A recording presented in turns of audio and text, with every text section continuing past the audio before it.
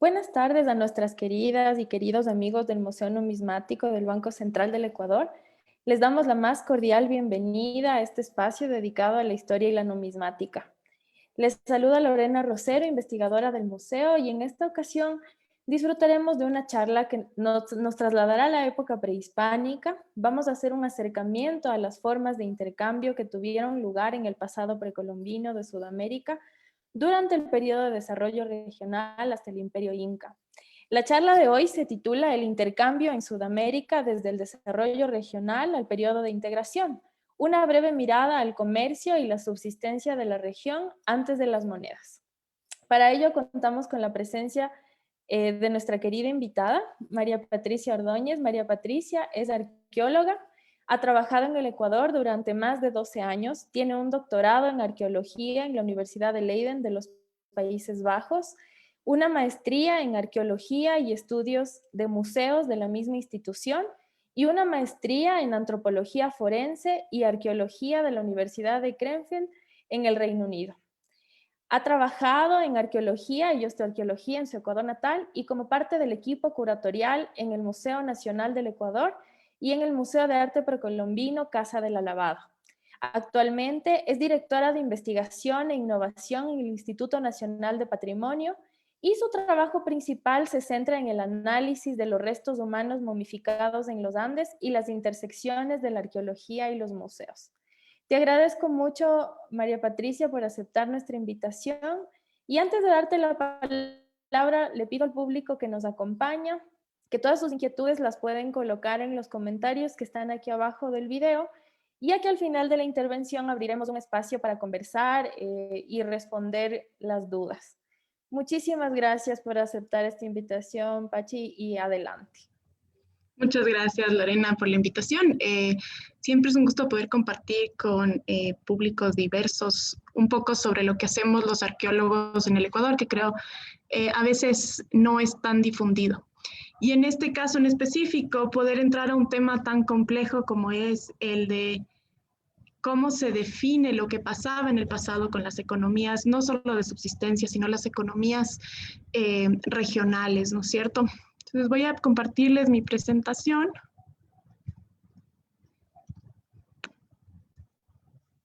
Espero estemos viéndola bien. Como les comentaba, sí. Listo. Como les comentaba, Lore, he titulado esta pequeña presentación como el intercambio en Sudamérica desde el desarrollo regional al periodo de integración, una breve mirada al comercio y la subsistencia de la región antes de las monedas. Pero lo principal que quiero abordar en esta pequeña charla es precisamente la idea del valor de las cosas. Creo que es importante primero empezar con esa discusión para tratar de entender qué es lo que estamos buscando los arqueólogos y cómo lo tratamos de relacionar hacia el presente desde el registro material. La pregunta principal entonces es, ¿por qué tienen valor las cosas? Cuando pensamos en las cosas contemporáneas, cualquier cosa, las materias primas, lo que tengo dentro de mi casa, cómo mido mi trabajo, generalmente lo vamos a transformar en monedas, ¿cierto? ¿Cuánto puedo pagar o puedo recibir por ese producto o por ese trabajo? Y es en base a esas escalas que están normadas y que pueden verse a través de distintas culturas que puedo determinar por qué tienen valor las cosas y por qué no. Si bien esta escala parece dar una malla general a las cosas que me rodean, hay otras a las que les voy a dar valor más allá de su costo monetario, más allá de lo que otra persona puede pagar por ellas. Este tipo de cosas, que en inglés se les llama commodities, van a estar llenas de esta naturaleza simbólica que escapa a los parámetros monetarios.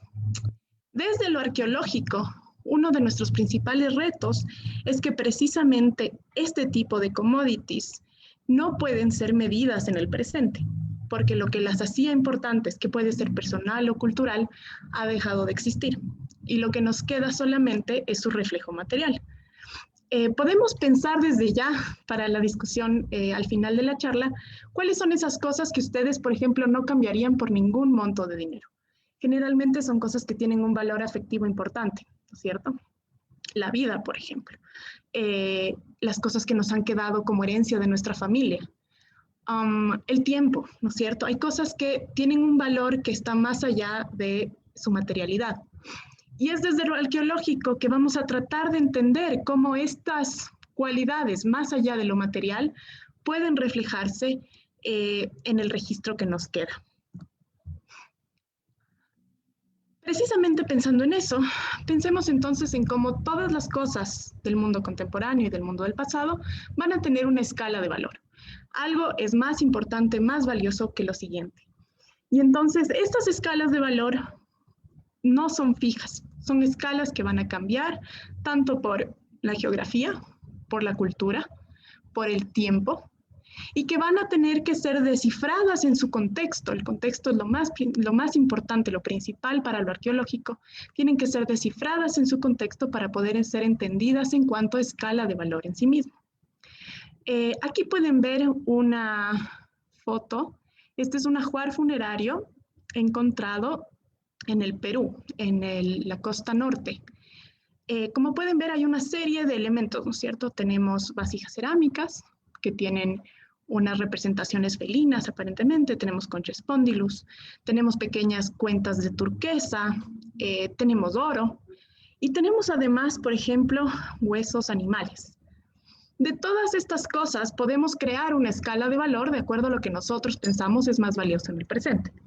Evidentemente pondríamos al oro primero, después quizás a la turquesa, después tal vez a las vasijas y al final van a quedar las conchas y los huesos fáunicos. Sin embargo, en la cosmología, en la manera de pensar de los pueblos del pasado, estos órdenes no son siempre los mismos.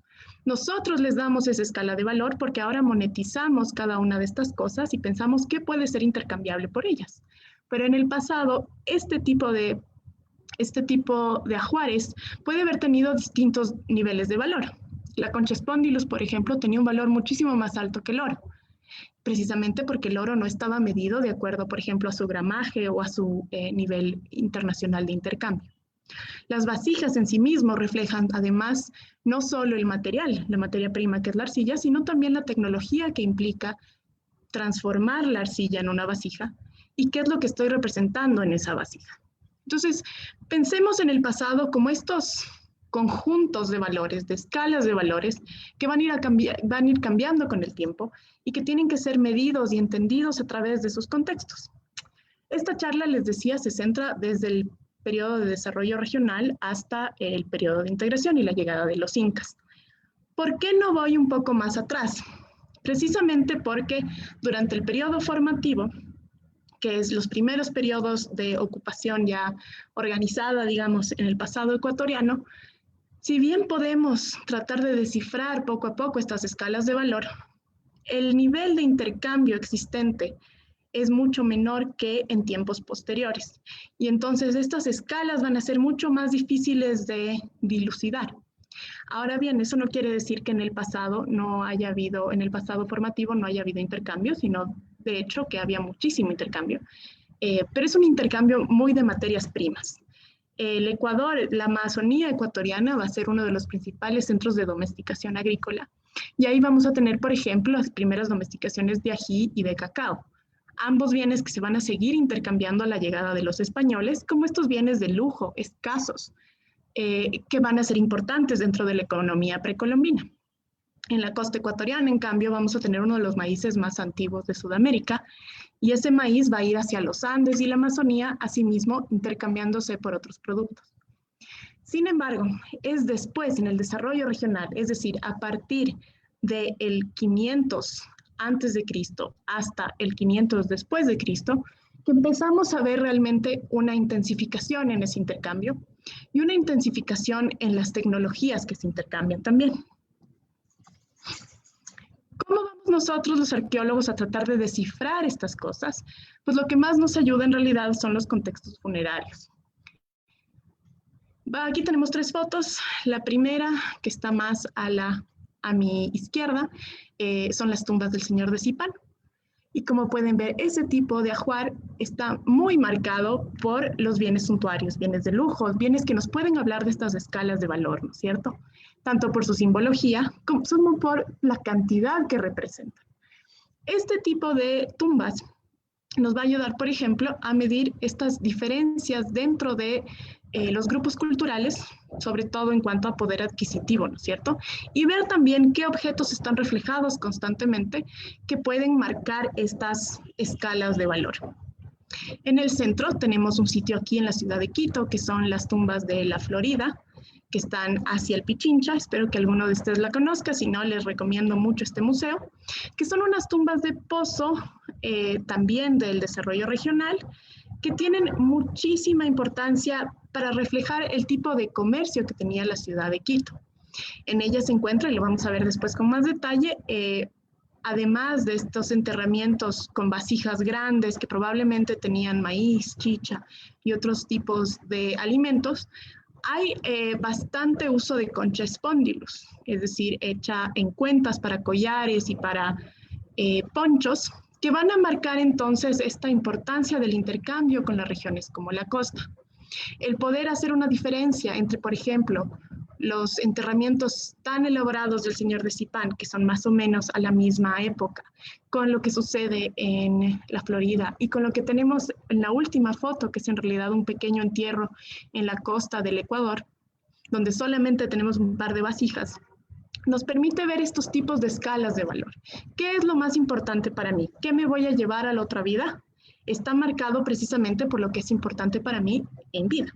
Y entonces esas cosas van a cambiar también de acuerdo del contexto, del lugar y de lo que tengo acceso. Es decir, de qué puedo conseguir a través de mis conexiones, por ejemplo, a través de mi trabajo.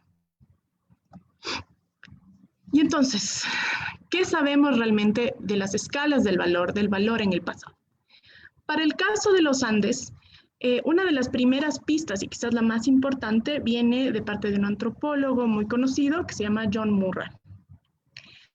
Murray va a viajar por los Andes, más o menos hacia 1930, 1940, y lo que va a notar es que precisamente esta diversidad de pisos climáticos va a permitir que en los Andes, y en específico en el Ecuador, exista una serie de intercambios a nivel local y regional que van a depender en la idea de el flujo de bienes escasos versus bienes disponibles en diferentes pisos climáticos. Cada uno de estos bienes, que es bastante especializado de acuerdo al piso climático, va a tener entonces un valor más alto en el lugar de llegada que en el lugar del que se produce, ¿cierto? Aquí tenemos un ejemplo de precisamente qué pasa en esos pisos climáticos y pueden ver en el caso de la sierra tenemos quinoa, también tenemos maíz. En el caso de la selva tenemos coca, ahora sabemos que también tenemos cacao, ají.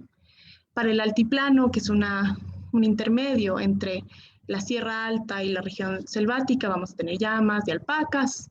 Para los valles templados, como por ejemplo el Valle de los Chillos, tenemos el maíz y el algodón. Y entonces lo que va a suceder es que va a crearse un sistema en el que de diferentes pisos climáticos vamos a producir cosas específicas e intercambiarlas con los otros pisos climáticos. A eso se le llama un sistema de archipiélagos, en el que cada espacio climático y geográfico se vuelve una isla que produce cosas y que intercambia cosas en específico. ¿Cuál es el problema con ese modelo? Básicamente es que este modelo nos habla solamente de bienes que tienen un valor material medible, ¿no es cierto? Es el valor de ¿por qué me interesa a mí tener maíz si vivo en la Amazonía? Es porque aquí no existe, entonces necesito estas cosas que son escasas, a lo que lo vamos a llamar bienes suntuarios. Ahora, ¿qué pasa con todos estos bienes que escapan a esta lógica? A la lógica de es un bien material crudo que puede ser intercambiado para conseguir un producto final, generalmente relacionados, por ejemplo, a los alimentos. Lo que vamos a ver es que para el desarrollo regional no solamente estamos intercambiando materia prima, sino que en realidad se están dando intercambios a 3 niveles. El primero, que es el más sencillo, que es el de materia prima, que habíamos hablado, por ejemplo, en el caso del maíz, el cacao y el ají, pero que también está representado por materias como la obsidiana. La obsidiana es este vidrio volcánico que va a suceder en espacios muy, muy específicos, es decir, tiene que existir una erupción volcánica cerca de un glaciar para que se enfríe muy rápido la lava y se produzca vidrio. Y este vidrio volcánico existe evidentemente en los Andes. En el caso ecuatoriano, la mayoría de estas fuentes están alrededor del Ilaló, en unos sitios que se han denominado Muyumica y Quiscatola, que es de donde viene la gran cantidad de obsidiana que encontramos en el país. Ahora, esta obsidiana, este vidrio volcánico, va a ser súper útil porque nos ayuda a cortar, es muy, muy delicado, entonces podemos cortar un montón de cosas, es muy filo. Además, con el tiempo va a volverse, va a tener un valor simbólico importante. Va a ser ligado, por ejemplo, hoy en día, incluso en algunas limpias, a este material que absorbe energía, ¿no es cierto? Y su cualidad escasa también hace que haya sido distribuido en todo el país. No existe sitio en el Ecuador que al ser excavado no tenga obsidiana. Y sin embargo, solo hay un pequeño espacio del Ecuador donde existe obsidiana. Ya vamos a hablar de cuáles son las rutas probables por las que este material se comercia, pero lo importante es pensar en este tipo, digamos, primario de intercambio.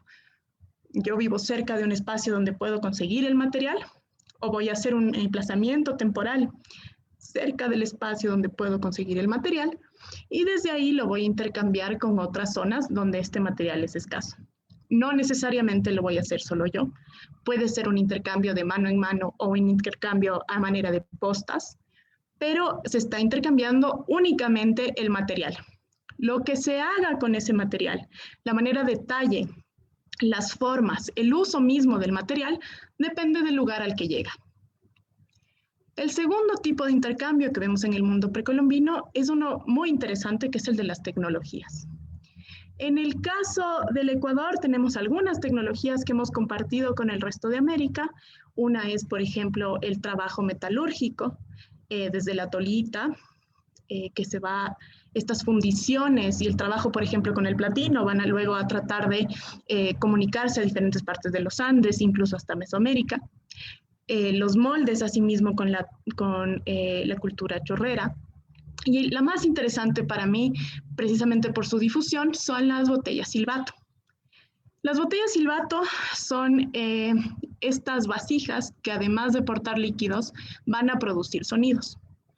En el Ecuador tenemos muchísimas representaciones de estas botellas silbato en museos y en colecciones. Algunas representan animales, otras tienen formas geométricas o de frutas.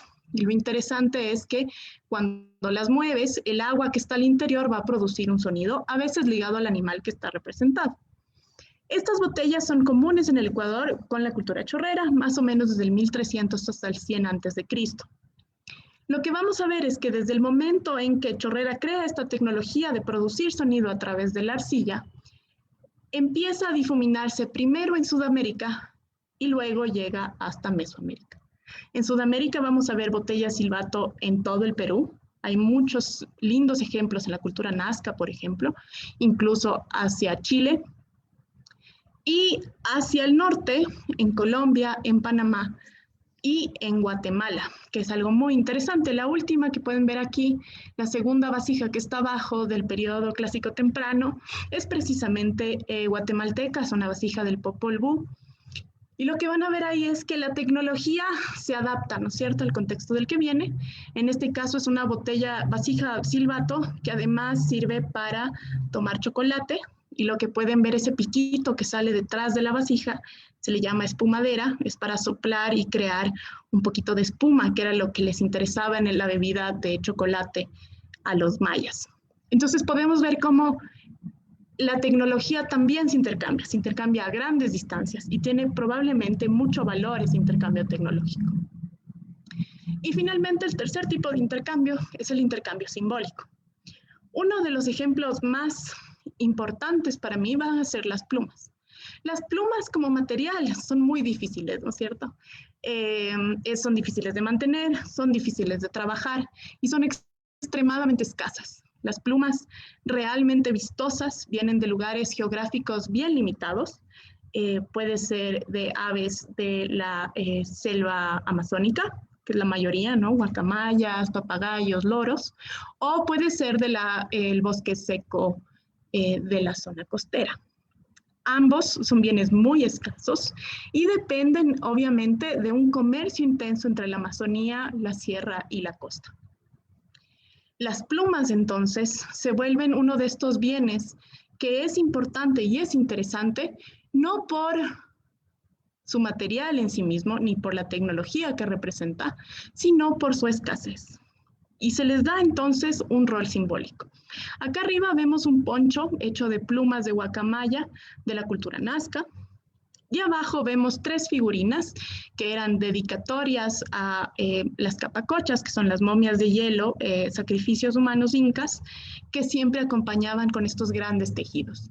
Sabemos además que muchísimos de los gorros del mundo precolombino eran adornados con plumas. Muchísimos de los trajes especiales, por ejemplo, del Inca o de los caciques al momento de la llegada de los españoles, tenían adornos de plumas. Y hoy en día esta fijación con las plumas, esta importancia de las plumas continúa siendo importante en la moda, ¿no es cierto? Entonces vemos que hay cosas simbólicas que se mantienen precisamente por su escasez y por su vínculo quizás en este caso con el mundo natural. Ahora, una vez que hemos visto estos 3 tipos de intercambio, es importante tratar de entender cómo se intercambia. La manera más sencilla, la más conocida, la más práctica, es a través del intercambio de mano en mano. Justo puse aquí el logo de esta conferencia, que es un canastero, ¿no es cierto? Me imagino que es de Chorrera también, o puede ser Bahía. Son estas representaciones de personas que están llevando algo a sus espaldas. Hay muchísimas representaciones de comerciantes en el mundo precolombino, en arcilla. Y lo que van a representar son precisamente estas personas que se dedican al intercambio. Van a llevar sus productos de un espacio a otro, van a recorrer distancias, a veces largas, a veces cortas, intercambiando directamente los productos. A este tipo de intercambio se le llama intercambio de mano en mano y en realidad es el que más lejos puede llegar. Pensemos, por ejemplo, en cómo se mueve en este mundo globalizado la ropa, ¿no es cierto? Producimos ropa en China y de China va pasando por distintos distribuidores hasta llegar a Ecuador, donde la compramos y la consumimos y la usamos. Eso no quiere decir que necesariamente haya un exportador y un importador directo desde ese material, sino que puede pasar por distintos canales hasta llegar a nosotros. En el caso del mundo precolombino, sabemos que hay muchísimas cosas que se intercambiaban de mano en mano. Uno de esos ejemplos va a ser, otra vez, el maíz, el ají, estos productos de materia prima pequeños, en los que puedes ir llevándolos, por ejemplo, de la costa a la sierra y de la sierra a la Amazonía, o llegando a un espacio intermedio en el que puedas tener estos intercambios como en un mercado, del que ya hablaremos después. Otro tipo de intercambio va a depender mucho, por ejemplo, de la navegación. Sabemos que desde la cultura chorrera, luego los Milagro Quevedo, Bahía y los Manteño Huancavilcas usaban diferentes tipos de embarcaciones para mover sus productos.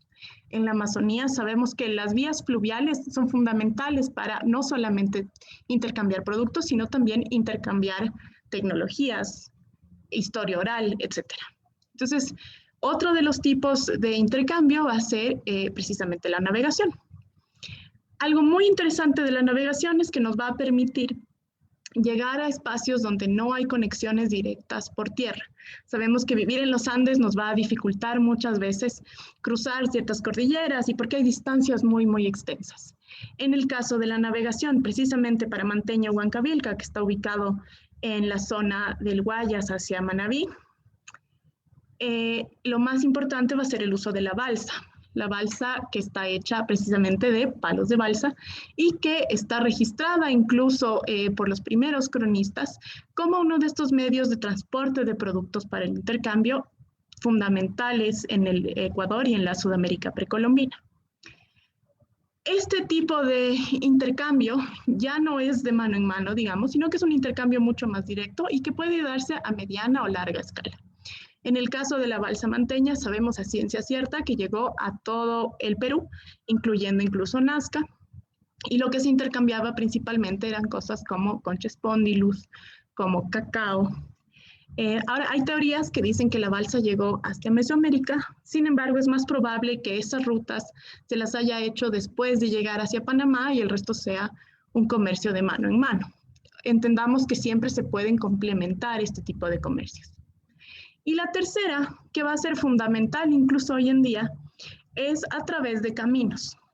Estos caminos van a empezar a formarse y empezar a hacerse importantes desde el desarrollo regional para unir diferentes cacicazgos. Pensemos, por ejemplo, en la zona Quito, Cayambe, hacia Otavalo y después Ibarra. Esa zona está llena de caminos que ahora han formado parte de la carretera panamericana, pero que también tienen caminos secundarios que te permiten atravesar todas las localidades hasta llegar, por ejemplo, a Ibarra. Ese tipo de caminos van a facilitar el intercambio local y permitir que diferentes espacios, diferentes sitios, puedan intercambiar otra vez tecnologías, materias primas o puedan comunicarse entre sí. Los caminos van a llegar a su cúspide, digamos, en el mundo precolombino con la llegada de los incas, que van a empezar a juntar todos estos caminos vecinales para crear un circuito casi de autopistas, rutas principales, desde el centro del imperio, que es Cusco, hacia tanto el norte, que estamos nosotros, incluso llega hasta Colombia, y el sur en Chile y Argentina. Este circuito de caminos, que ya va a tener caminos empedrados, al que se le van a aumentar puentes y demás, va a ser una de las principales rutas para el intercambio. Una de las principales maneras como todas estas tecnologías y productos van a empezar a circular a lo largo de los Andes. Y como digo, no es exclusivamente Inca, sino que de hecho va a basarse en caminos preexistentes desde el desarrollo regional. ¿Qué tipo de productos se van a intercambiar de estas tres modalidades? Vamos a tener productos que dependen, por ejemplo, de materia prima en exclusiva. Uno de los mejores ejemplos para el caso ecuatoriano es la sal. Sabemos que tenemos salinas tanto en la sierra como en el mar, ¿no es cierto? Entonces, mina de sal o sal de mar. En el caso del Ecuador tenemos 2 salinas por lo menos que son muy reportadas, de hecho 3 muy reportadas en la colonia, las salinas de Guaranda, las salinas de Ibarra y las salinas en Santa Elena. Aquí tenemos incluso una de estas fotos que tiene un aríbalo inca, ¿no?, en el proceso de extracción de sal.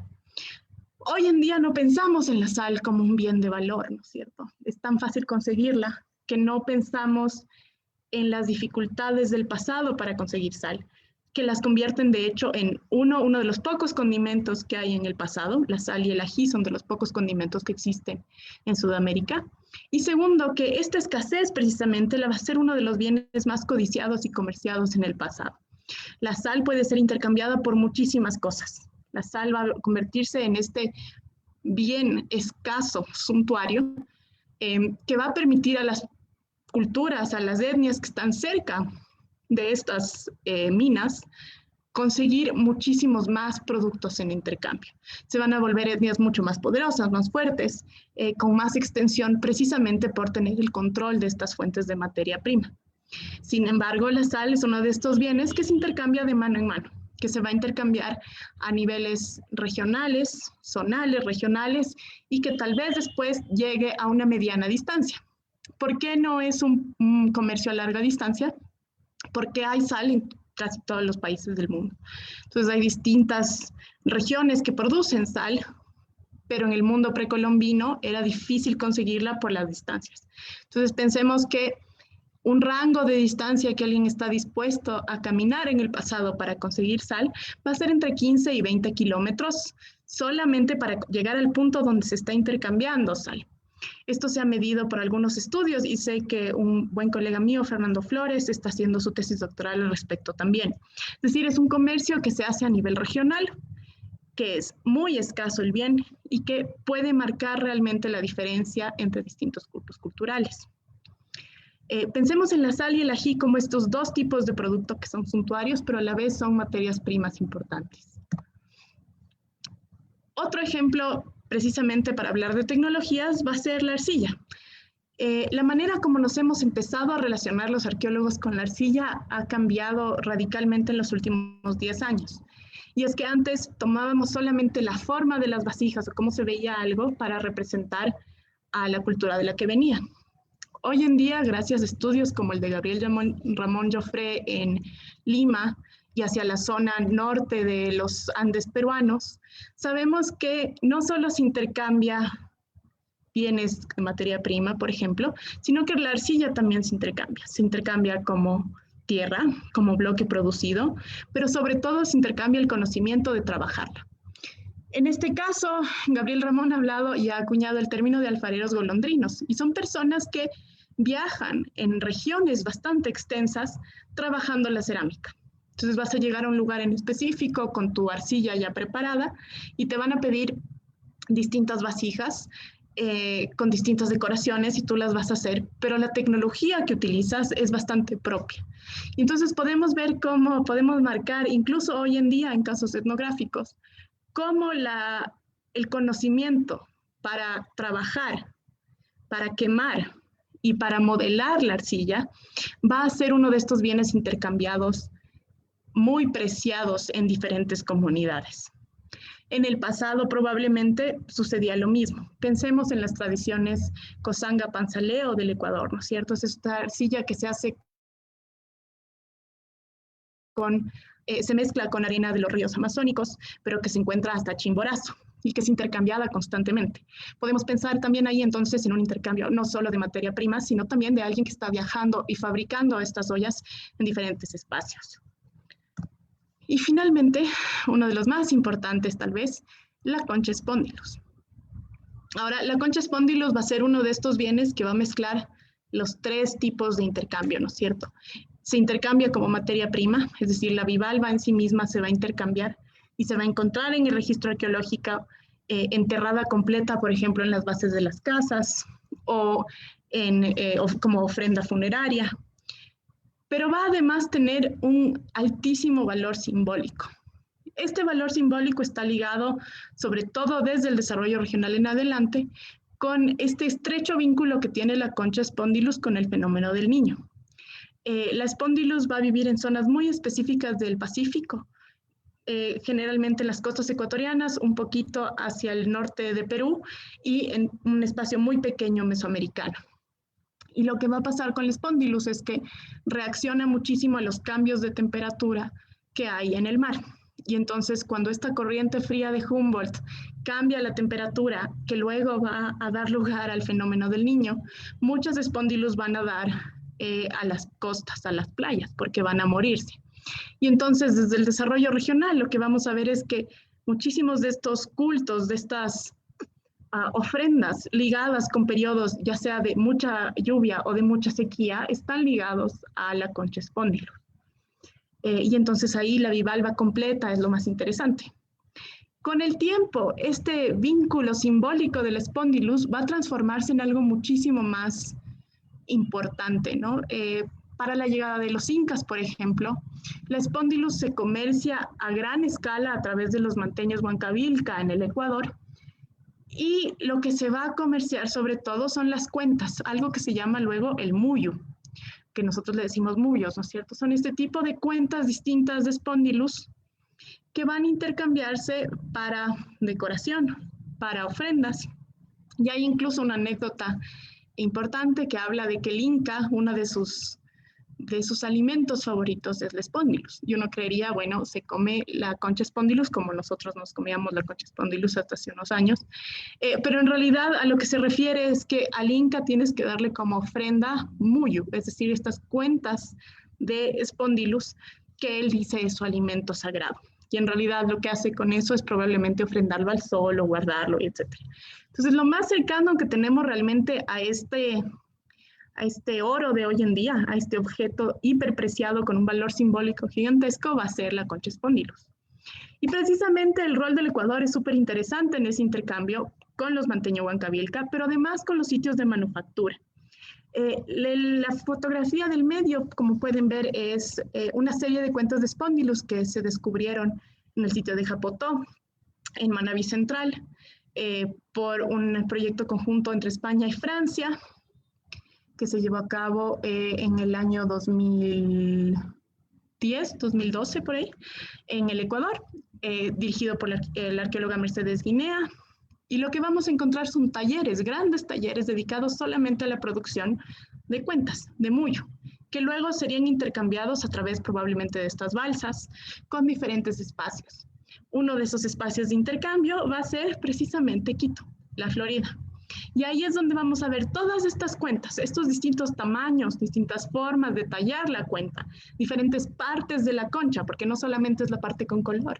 Aquí podemos ver en este poncho también es la parte blanca, ¿no es cierto? Van a ser utilizadas para bienes extremadamente suntuarios.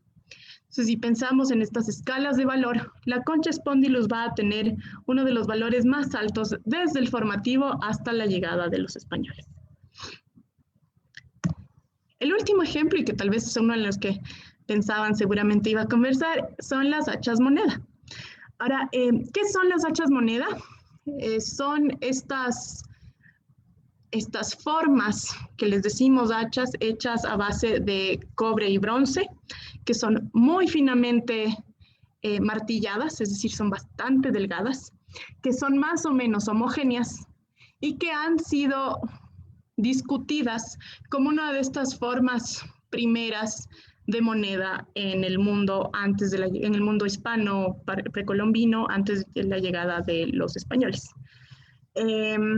Ahora, estas teorías respecto a las hachas monedas son representadas principalmente por Dorothy Hosler, Heather Leckman y Olaf Holm en 1990, y lo que van a hablar precisamente es de este intercambio que se va a dar desde las costas del Golfo de Guayaquil hacia, a veces se habla de la sierra, incluso se menciona Mesoamérica, pero este vínculo es bastante alargado, bastante complejo. En realidad, estas hachas moneda probablemente sirvieron sí como un medio de intercambio, pero más que nada de la materia prima de la que están hechas, que es el bronce, que puede producirse en un espacio y luego intercambiarse. Y ahí les puse una balsita manteña justo para hablar del tema. Finalmente, entonces, con la colonia volvemos a recordar los espacios en los que se intercambia. Y uno de esos espacios principales va a ser el mercado. Aquí tenemos una foto de un tiangués o un mercado mesoamericano, y al lado de estos mitmacunas o comerciantes incas que están llevando sus productos a una zona de acoplamiento y luego intercambio. Estos mismos espacios luego van a ser registrados en la colonia, como por ejemplo el tiangués de la Plaza de San Francisco, que sigue siendo un punto de intercambio para el 1535. Creo que he hablado demasiado incluso, pero más o menos lo que les quería justo era presentar estas maneras como los intercambios y los valores van cambiando, ¿no es cierto? Van cambiando por culturas, van cambiando por contextos. Y lo difícil que es también para los arqueólogos poder seguirlos interpretando en el presente. Estoy abierta a preguntas. Gracias. Muchas gracias, Pachi, te agradezco un montón, súper interesante. Realmente creo que nos has abierto un abanico gigante de cómo funcionaba el intercambio, y lo cual me parece hermoso y súper rico para conversar. Quisiera, bueno, antes de pasar a preguntas, aprovechar mandando algunos saludos de la gente que nos está siguiendo en Facebook. Nancita Valencia, excelente aporte para el conocimiento cultural. También nos mandan otro saludo. Tony Sendra nos dice interesantísima comunicación, muchas gracias. Nos pregunta si queda grabada posteriormente. Sí queda grabada. Saludos desde Valencia, España. Luis Galárraga también nos manda saludos, nos dice qué interesante. Mayra Guzmán, excelente contenido. Jonathan Moscoso también nos manda sus felicitaciones. Karen Flores también, genial. Y bueno, acá tenemos una pregunta, Pachi, para poder ir conversando. Yo también me quedé con algunas preguntas, pero vamos a ver, esta de Sami Lombeida nos dice, con los alfareros golondrinos, ¿se podría estar hablando de un nivel de enseñanza especializada? A ver, si entiendo bien tu pregunta, te refieres a dentro del grupo de personas, ¿no es cierto? Evidentemente, desde el periodo formativo vamos a ver gente que se especializa en distintas tareas. Para el caso de los alfareros golondrinos, lo más interesante es que no solamente se especializan en una tarea, sino que esa tarea es bien recibida, digamos, en localidades fuera de su espacio natal. Y entonces puede intercambiar esa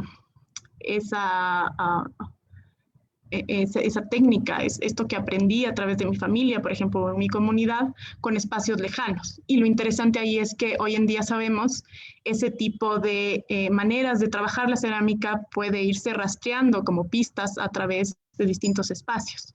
Y es súper interesante. Hoy en día hay un proyecto muy interesante que están empezando justo Gabriel Ramón, Caterine Lara, que es una arqueóloga ecuatoriano-francesa, justo en las conexiones que hay en la manera de trabajar la cerámica en el norte del Perú y el sur del Ecuador, que está dependiente de este paleteado, que es una manera de aplanar y de alisar la cerámica que no se ve en ninguna otra parte del mundo. Y entonces, cómo hay todavía esos vínculos en el trabajo de la cerámica a cientos de kilómetros, ¿no es cierto?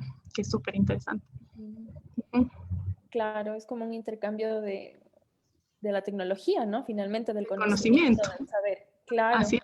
Bueno, tenemos otra pregunta de Mayrita Guzmán. Nos dice, ¿el estudio de las hachas monedas, solo los 3 autores han tratado el tema? ¿O quizás habrá otras? No, hay más fuentes, por supuesto. Hay otras personas que han vuelto al tema, María Masucci, por ejemplo, Florencia Delgado, la mayoría de personas que han trabajado en la cuenca del Guayas. Ahora, la primera idea de que las hachas son monedas y no solamente hachas de bronce, van a ser precisamente de este estudio. Y creo que ahí se presentan bastante claros estos argumentos. Dorothy Hosler se especializa en intercambio, pero Heather Lechman, por ejemplo, se especializa en metalurgia. Entonces, estas composiciones de los metales es algo que también les llevan a decir que no son solamente la forma del hacha lo que se comercia, sino el hacha mismo. Entonces, estoy viendo esta hacha en otros espacios.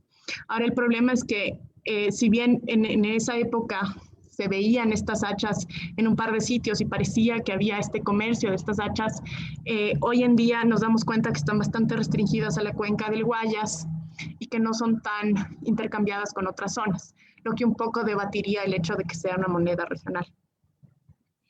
Claro, y bueno, ahí un poquito para ampliar, Bachi, me quedo pensando justo en eso. Tal vez entonces las hachas monedas tendrían como un valor funerario por en los contextos en los que se encuentra más que como un bien de intercambio. Claro, evidentemente son importantes, ¿no es cierto? Y son importantes porque las encontramos en las tumbas. Como decía, es una de las maneras más fáciles de saber que algo fue importante, es que te entierren con él. Y la mayoría de hachas monedas que hemos encontrado son precisamente todas pegadas una encima de la otra en contextos funerarios. Para mí, tal vez, uno de los valores más importantes es el de la materia prima. Son hechas de bronce. El bronce de por sí es un elemento, es una combinación de elementos que va a empezar a volverse importante un poco antes de la llegada de los incas. Es uno de estos metales súper maleables, bastante baratos, digamos. Entonces, nos sirve como este medidor de materia prima. Ahora, si el hacha en sí misma fue usada como lo que hoy conocemos como una moneda, no lo sé. Es difícil. Claro. Ajá. Gracias, Pachi. A ver, tenemos otra pregunta de Tony Sendra. Dice, respecto de las hachas monedas, ¿por qué descartar el objeto como valor y reducirlo solo al metal? Bueno, creo que un poquito hemos hablado de eso, pero no sé si... Y no lo descarto necesariamente. Creo que la forma tiene que ser importante porque es una forma que se repite, ¿no? Y que vamos a ver en Perú sobre todo y demás. La forma de esta hacha ritual que no tiene filo, que no sirve para nada, pero parece una hacha. De hecho, tiene que ser importante. Pero más allá de hecho, llamarlo moneda es lo que se vuelve complejo.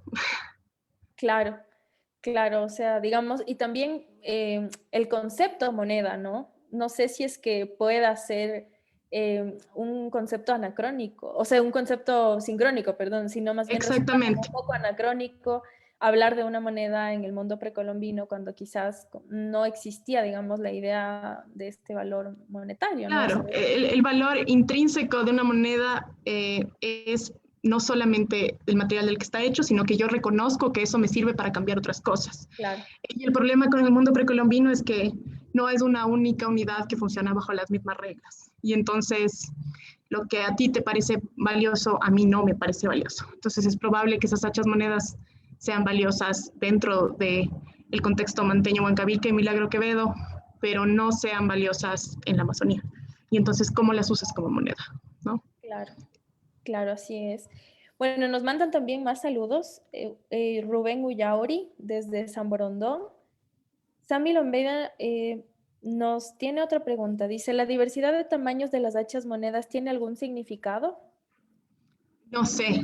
Y eso es otra de las preguntas que tal vez nos hace pensar en que no son monedas, porque son diversas en tamaño, en peso. Y en estructura, en composición.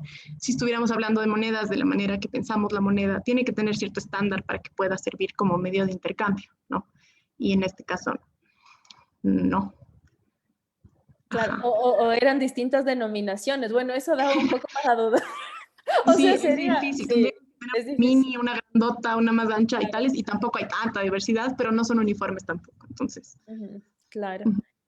Bueno, Jonathan Moscoso nos trae otro comentario. Dice, el fenómeno del niño como interpretación de poder en el mundo precolombino y su única manifestación con el espóndilos al sur de su zona autóctona era signo bien notorio para los pueblos de la época y muy afín con la relación a poder de los dioses. Jonathan Moscoso nos saluda de Perú. Un saludo igual a Jonathan. sí, hay cosas muy interesantes, la manera de relacionar, sobre todo hoy en día que el clima, el cambio climático es tan importante, ¿no? Y vamos a ver que el cambio climático en realidad ha estado sucediendo desde hace algún tiempo. Tenemos estos fenómenos de cambio climático que van a marcar cambios en ciertas culturas. Entonces, al mismo tiempo que aquí estamos ahogándonos en agua, como por ejemplo en la zona de Huacachica, en Trujillo, que son unos excelentes estudios de Gabriel Prieto, vamos a ver que en el mundo maya, en cambio, hay sequías, ¿no? Entonces hay estas interesantes vínculos que se pueden hacer respecto al cambio climático en el mundo precolombino y que también luego van a tener este reflejo desde lo simbólico, por ejemplo, a través de sacrificios humanos o a través de sacrificios de espóndilos, en el caso del Ecuador.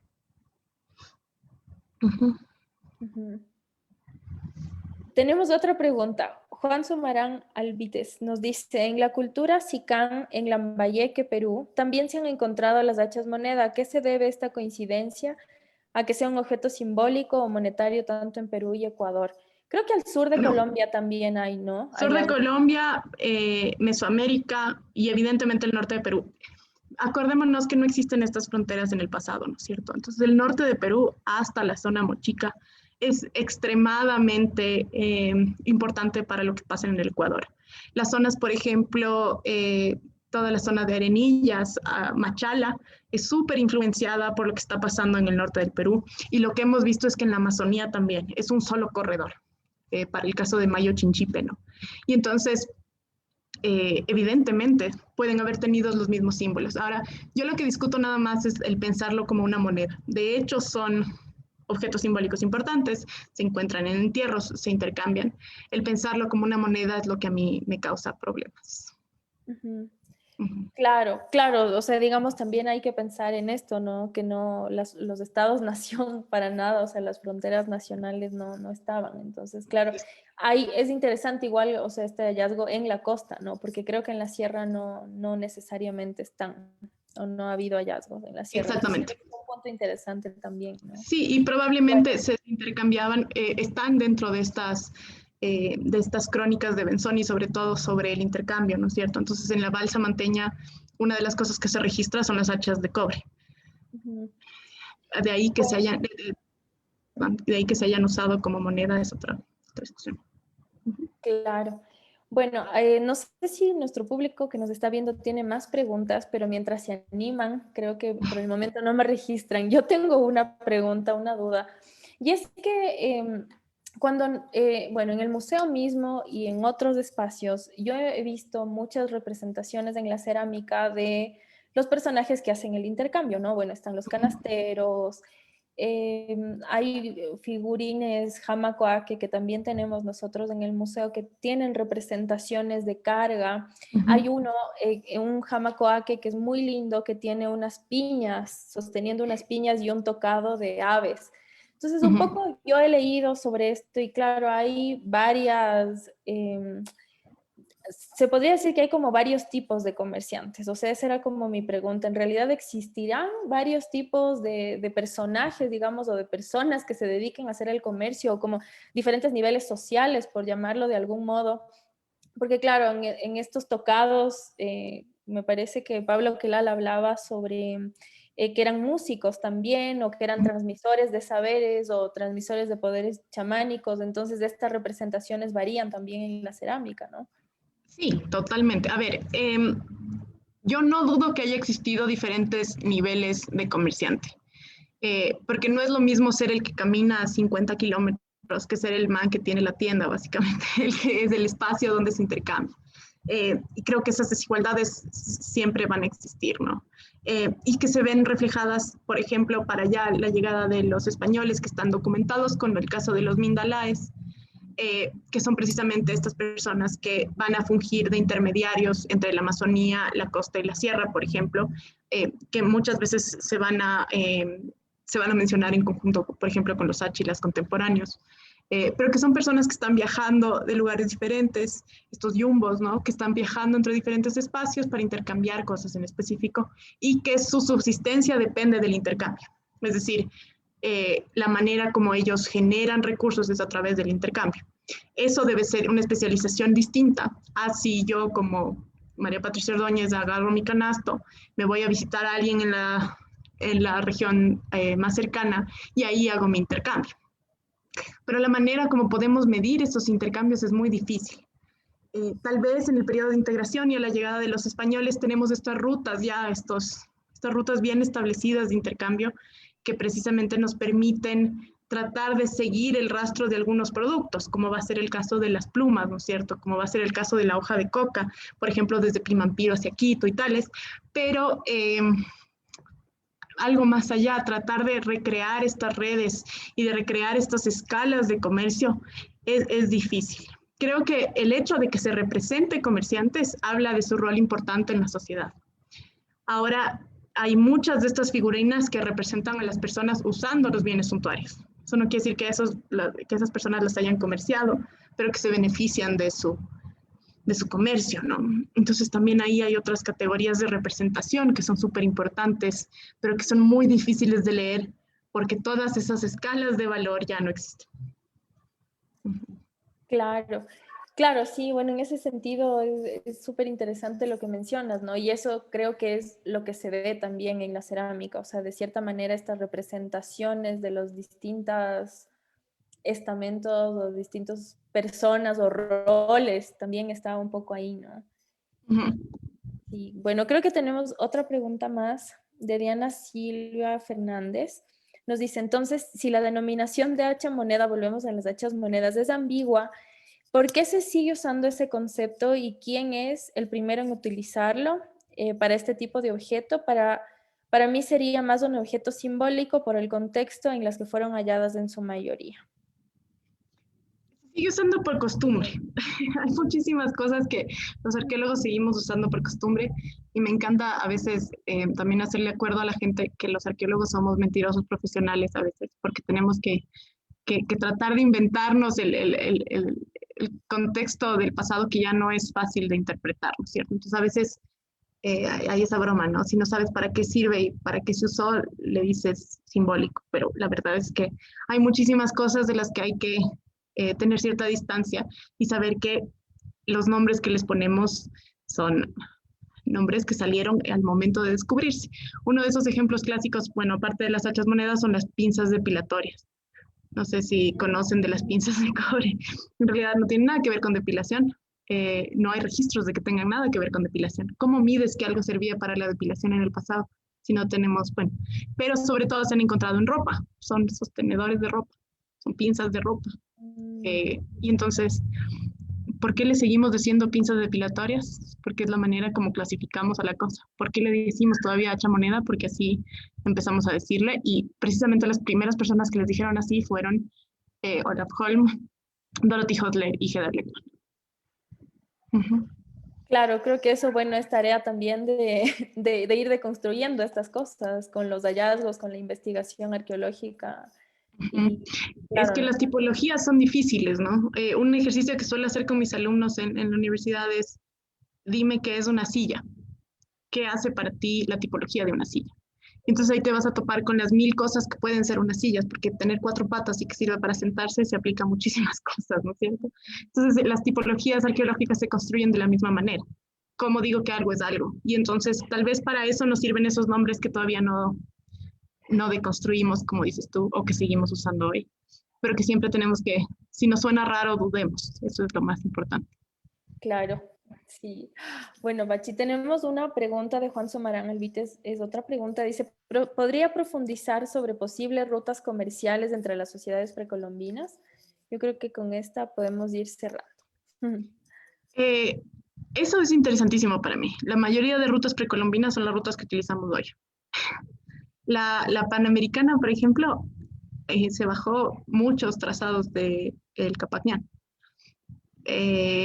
Las rutas secundarias, por ejemplo, si alguna vez has recorrido la ruta Molleturo-Naranjal, que va desde Cuenca hacia Guayaquil, eso era una ruta precolombina que luego fue Capacñán, que ahora es parte de un ramal de la Panamericana.